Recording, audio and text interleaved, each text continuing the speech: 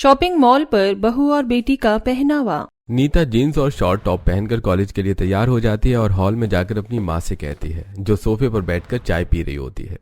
माँ, मैं कॉलेज जा रही हूँ। ठीक है।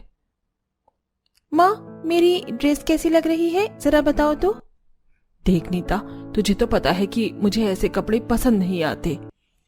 ओहो माँ, जमाना बदल गया है, आजकल ऐसे ही कपड़े पहने जाते हैं।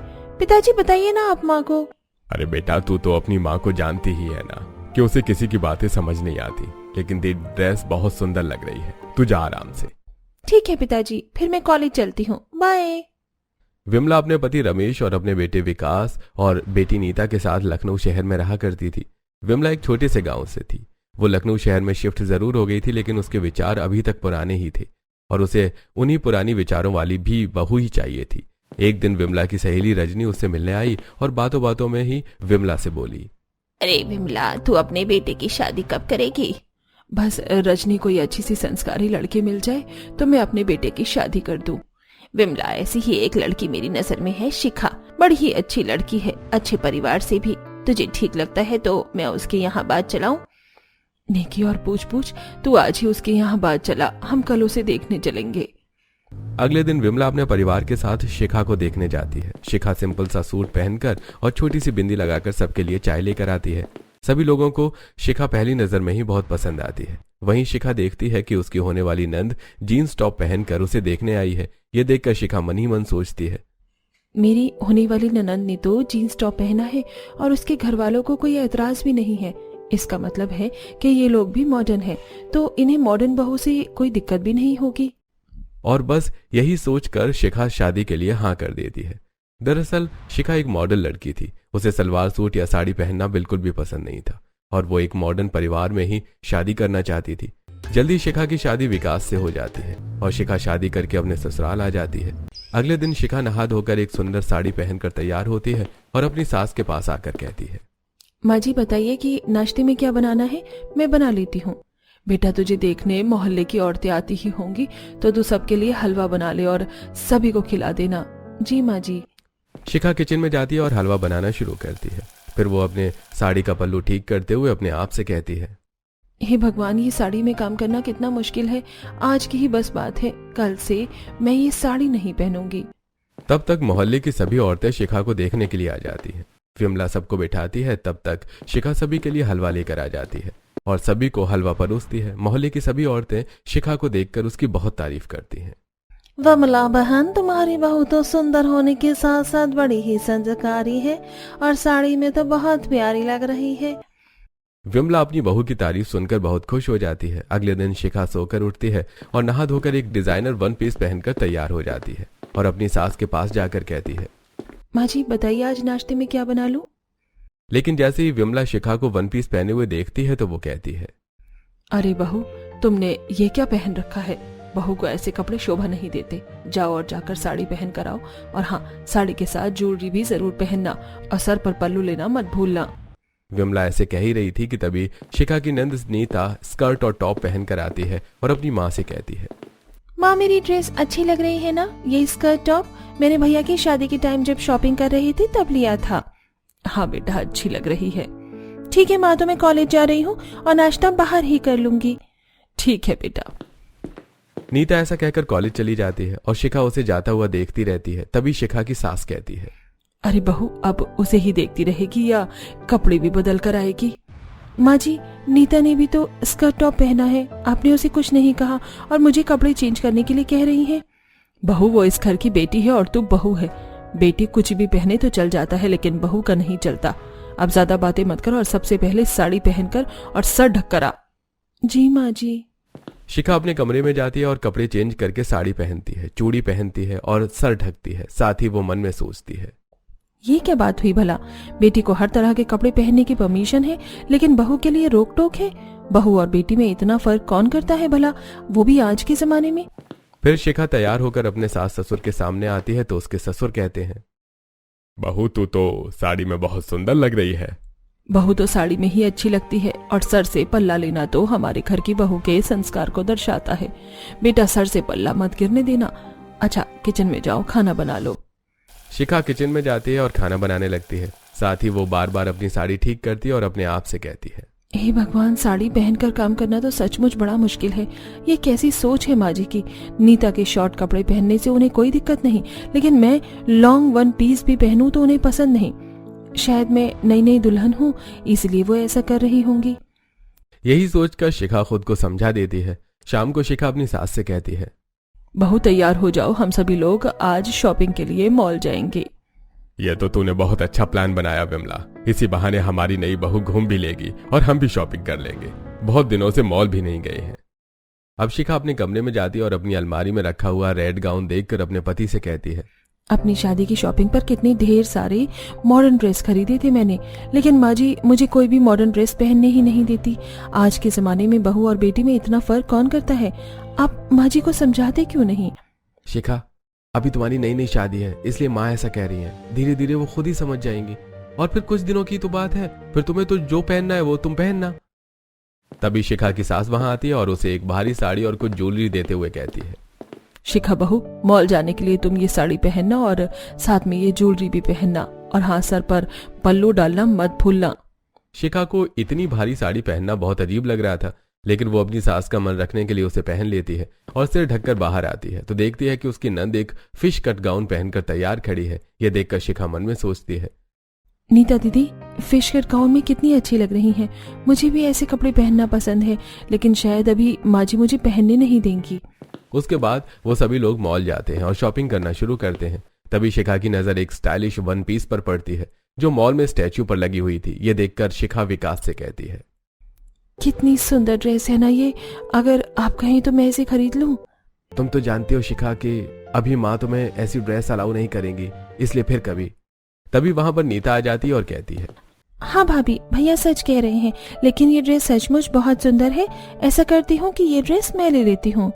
नीता वो ड्रेस खरीद लेती है। नीता को देखकर शिखा कहती है, विकास, मुझे भी ऐसी ड्रेस पहननी है।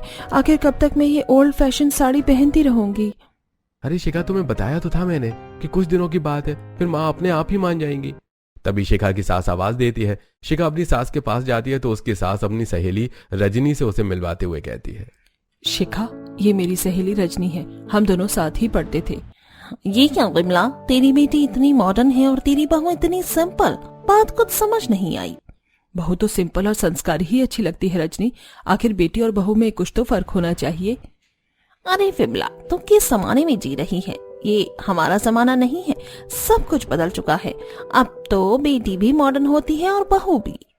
विमला रजनी की बात को टाल देती है और वो लोग घर आ जाते हैं। तभी शिखा के ससुर जी कहते हैं, बेटा नीता, जरा मेरे लिए एक कप कॉफी तो बना दे, बड़ी थकान लग रही है।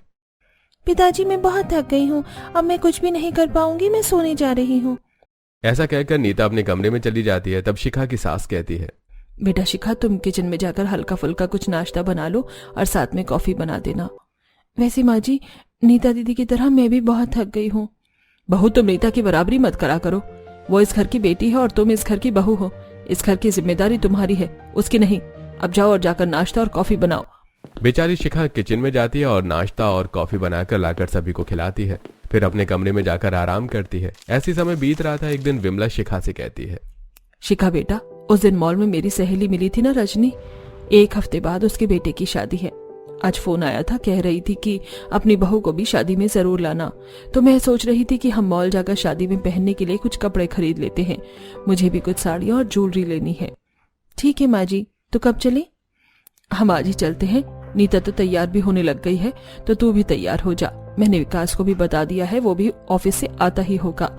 अब शिखा साड़ी पहनकर मॉल जाने के लिए तैयार हो जाती है। वो तैयार होकर बाहर आती है तो देखती है कि नीता ने रेड कलर का स्कर्ट टॉप पहन रखा था। शिखा ये देखकर मन ही मन सोचती है, माँ जी, मुझे कब से इस तरह के कपड़े पहनने की परमिशन देंगी? मुझे साड़ी पहनना बिल्कुल अच्छा नहीं लगता।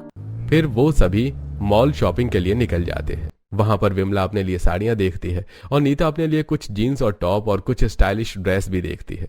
लेकिन शिखा अपने लिए कुछ नहीं देख रही थी, क्योंकि उसे जो ड्रेस पसंद आती है वो तो उसकी सास उसे दिलवाती नहीं। शिखा यूं ही मॉल में घूम रही थी कि तभी उसे किसी ने पीछे से आवाज दी, शिखा। शिखा ने पलट कर देखा तो उसकी सहेली कोमल थी। कोमल शिखा के पास आई और बोली, शिखा, तो शादी के बाद कितनी बदल गई है। मैं तो तुझे दूर से देखकर पहचान भी नहीं पाई थी। किसने सोचा था कि इतनी मॉडर्न और स्टाइलिश ड्रेस पहनने वाली लड़की शादी के बाद ये साड़ी पहनकर और सर पर पल्लू लेकर घूमेगी। क्या करूं यार, मेरी सास को मॉडर्न कपड़े पसंद नहीं है। लेकिन यार, मैंने तो सुना था कि तेरी ननंद बहुत मॉडर्न है, वो हमेशा वेस्टर्न ड्रेस में ही रहती है। हाँ कोमल, मेरी ननंद मॉडर्न है क्योंकि मेरे ससुराल में बेटी को मॉडर्न कपड़े पहनने की परमिशन है, पर बहू को नहीं। ये तो बड़ी अच्छी बात है यार। खैर ठीक है, अच्छा चल, मैं तुझसे बाद में मिलूंगी, अभी मैं चलती हूँ। कोमल वहां से चली जाती है, लेकिन शिखा को बहुत बुरा लगता है कि उसे हर जगह साड़ी पहननी पड़ती है। शिखा घर पहुंचकर विकास को कहती है, विकास तुम माँ जी से बात करो ना कि मुझे ये साड़ी पहनना बिल्कुल अच्छा नहीं लगता। अब तो मेरी सहेलियां भी मेरा मजाक उड़ाने लगी हैं। शिखा अभी 1 महीना ही तो हुआ है हमारी शादी को, थोड़े दिन और रुक जाओ, फिर मैं बात करता हूँ ना माँ से। बस आप तो सिर्फ मुझे ही समझाते हैं, खुद समझने की कोशिश नहीं करते। विकास, मुझे इस तरह के कपड़े पहनना पसंद नहीं है, समझो इस बात को। आखिर मेरा भी कोई मन है, मेरी भी कोई मर्जी है। बहू होने का ये मतलब तो नहीं कि मेरा अपना कोई वजूद ही नहीं बचा। विकास बड़े प्यार से शिखा को समझा देता है। शिखा फिर समझ जाती है, लेकिन विकास शिखा को परेशान देखकर अब काफी परेशान था। अगले कुछ दिनों बाद विकास अपनी माँ से कहता है, माँ तुम्हें याद है ना मेरी अमेरिका वाली फ्रेंड केसर? हाँ हाँ, वही जो छोटे छोटे कपड़े पहनकर घूमती रहती है। माँ वो उनका कल्चर है। मैं ये कह रहा था कि केसर इंडिया आई हुई है और 1 हफ्ते के लिए वो हमारे घर पर रुकने आ रही है। ठीक है बेटा। शाम को विकास केसर को लेकर घर आता है। केसर ने शॉर्ट स्कर्ट और टॉप पहन रखी थी। वो आते ही कहती है, हेलो आंटी, हेलो अंकल, कैसे हैं आप? हम ठीक है बेटा, बताओ तुम कैसी हो? I am also too good aunty ji. तभी शिखा भी सभी के लिए कॉफी और बिस्किट लेकर वहां पर आ जाती है। तब भी सभी लोग बैठकर बातें करते हैं। विकास कहता है, अच्छा केसर बताओ कि तुम रात में क्या खाओगी? जो शिखा सबसे अच्छा बनाती हो बस वही खा लूंगी। बेटा हमारी बहू तो सब कुछ अच्छा बनाती है, लाखों में एक है बहू हमारी। दैट्स ऑसम अंकल जी, तो जो शिखा बनाएगी वो मैं खा लूंगी। ठीक है शिखा, तो तुम अपनी फेवरेट डिशेस बना लो, आज हम वही खा लेंगे। अब तुम खाना बनाओ और मैं केसर को अपना रूम दिखाता हूँ, और मुझे केसर से कुछ बातें भी करनी है। ऐसा कहकर विकास केसर को अपने कमरे में ले जाता है। शिखा और उसकी सास को यह देखकर बहुत बुरा लगता है। शिखा अपनी सास से कहती है, माँ जी, केसर विकास की बहुत अच्छी फ्रेंड है क्या? बेटा शादी से पहले तक उसकी बहुत सारी अच्छी फ्रेंड थी, लेकिन शादी के बाद उसकी एक ही फ्रेंड होनी चाहिए, और वो है उसकी बीवी। तू चिंता मत कर, मैं उससे बात करूंगी। अब शिखा खाना बनाती है और सभी के लिए खाना लगाती है। सभी लोग खाना खाना शुरू करते हैं। तब केसर कहती है, शिखा तुमने ये वेज पुलाव और रायता बहुत टेस्टी बनाया है। हाँ, हमारी बहू खाना बहुत अच्छा बनाती है। माँ आपको पता है केसर भी बहुत अच्छा पुलाव बनाती है। याद है केसर, तुमने अपने बर्थडे वाले दिन सभी दोस्तों के लिए वेज पुलाव बनाया था? हम सभी ने कितना खाया था और तुम्हारे लिए बचा भी नहीं था। या यू आर राइट, मुझे याद है, और मैं बहुत गुस्सा हो गई थी। फिर तुम और विनीत होटल जाकर मेरे लिए सब्जी रोटी पैक करवा कर लाए थे। ऐसा कहकर केसर और विकास हंसने लगते हैं। विकास का पूरा ध्यान केसर पर ही था। डाइनिंग टेबल पर सभी के होते हुए भी ऐसा लग रहा था जैसे वो दोनों अकेले हैं। ये बात शिखा और उसकी सास को बहुत बुरी लग रही थी। अगले दिन विकास अपनी माँ से बोला, माँ केसर को कुछ शॉपिंग करनी है, तो आज हम मॉल चले? ठीक है बेटा, शाम को चलते हैं।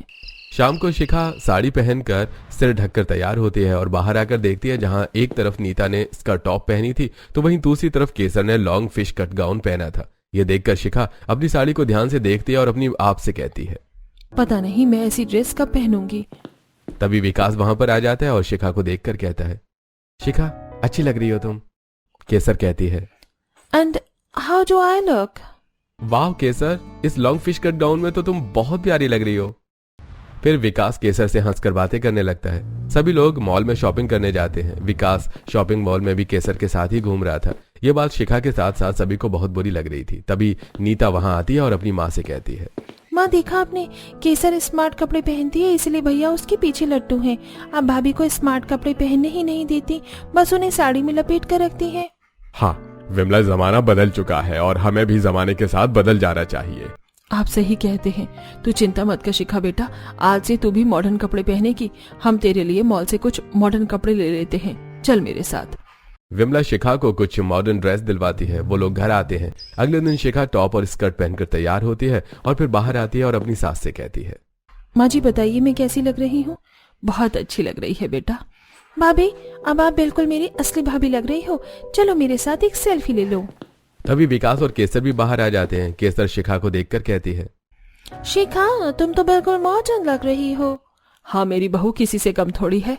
तभी विमला के फोन पर रजनी का फोन आता है और रजनी कहती है, विमला, मैं आज शाम अपनी बहू को लेकर तेरे घर आ रही हूँ। फोन रखने के बाद विमला शिखा से कहती है, शिखा बहू, मेरी सहेली रजनी है ना, वो अपनी बहू के साथ आज खाने पर हमारे घर आ रही है, तो तुम सारी तैयारी कर लेना। जी माँ जी। शाम को रजनी अपनी बहू के साथ विमला के घर आती है। रजनी की बहू ने भी जीन्स टॉप पहन रखा था। तभी शिखा भी वहां लॉन्ग स्टाइलिश वन पीस में आती है। उसे देखकर रजनी कहती है, अरे विमला, तेरी बहू तो बहुत मॉडर्न लग रही है।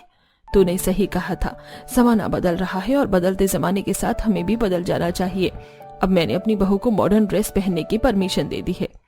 ये तो तूने बड़ा ही अच्छा किया। मॉडर्न कपड़े पहनने से संस्कार कहीं नहीं जाते, संस्कार तो अंदर होते हैं। हाँ, और मेरी बहू तो बहुत संस्कारी है। वो लोग बातें ही कर रहे थे कि तब तक शिखा सबके लिए खाना लगा देती है। सभी लोग साथ में बैठकर खाना खाते हैं। रजनी शिखा के हाथों की खाने की बहुत तारीफ करती है और उसे 500 रुपए शगुन में भी देती है। उसके बाद वो लोग घर चले जाते हैं। फिर केसर कहती है, अच्छा विकास, अब मैं चलती हूँ। माँ जी, आप लोगों के साथ बिताया हुआ समय मुझे बहुत अच्छा लगा। शिखा भी बहुत अच्छी है। लेकिन आप इतनी जल्दी क्यों जा रही हैं? आप तो 1 हफ्ते के लिए आई थी ना? हाँ, 1 हफ्ते के लिए आई थी, लेकिन उससे पहले ही मेरा काम कंप्लीट हो गया, इसलिए मैं जा रही हूँ।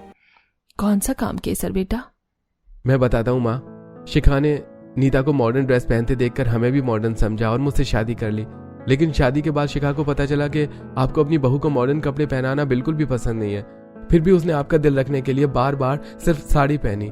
उसे लगता था कि आज नहीं तो कल आप उसे मॉडर्न कपड़े पहनने की परमिशन दे देंगी, और मैं भी उसे यही समझाता रहा। लेकिन शादी के 1 महीना बीतने के बाद भी आपने उसे मॉडर्न कपड़े की पहनने की परमिशन ही नहीं दी। तब शिखा परेशान रहने लगी और उसे देखकर मैं भी परेशान रहने लगा। एक दिन केसर ने मुझे फोन किया। मुझसे बात करके वो बोली, What happened, विकास? तुम काफी परेशान लग रहे हो। अगर कोई प्रॉब्लम हो तो मुझे बताओ, आखिर मैं तुम्हारी कॉलेज फ्रेंड हूँ। हाँ केसर, मैं परेशान तो हूँ, और ऐसी परेशानी जिसका कोई भी सोल्यूशन नहीं है। उसके बाद विशाल ने केसर को अपनी सारी प्रॉब्लम बताई। ये सुनकर केसर बोली, बस इतनी सी बात विकास, ये कोई इतनी बड़ी प्रॉब्लम नहीं है जिसका कोई सोल्यूशन ना हो। ऐसा करती हूँ, मैं इंडिया आ जाती हूँ और तुम्हारे घर पर ही रहती हूँ। तुम आंटी और सभी घर वालों को ऐसा दिखाना कि तुम और मैं बहुत खास दोस्त हैं और तुम मेरे मॉडर्न कपड़ों की वजह से मुझे ज्यादा इम्पोर्टेंस दे रही हो। आंटी को ये बात बहुत बुरी लगेगी और वो अपनी बहू के लिए ये कभी बर्दाश्त नहीं करेंगी और उसे मॉडर्न कपड़े पहनाएंगी। बस हमारा काम हो जाएगा। और फिर केसर इंडिया आ गई। इसके बाद जो हुआ आप सभी को पता है। अच्छा, तो ये बात है। चलो, इसी बहाने माँ की सोच तो बदल गई, वरना मुझे जिंदगी भर साड़ी ही पहननी पड़ती। भाभी, अगर आप कहो तो माँ को भी मॉडर्न कपड़े पहना देते हैं। तो विमला, चले मॉल शॉपिंग करने? टांग खींचने के लिए तुम लोगों को मैं ही मिली हूँ। विमला की बात सुनकर सभी लोग हंसने लगते हैं। फिर केसर खुशी खुशी लौट जाते हैं और सभी लोग साथ में मिलजुल कर रहने लगते हैं।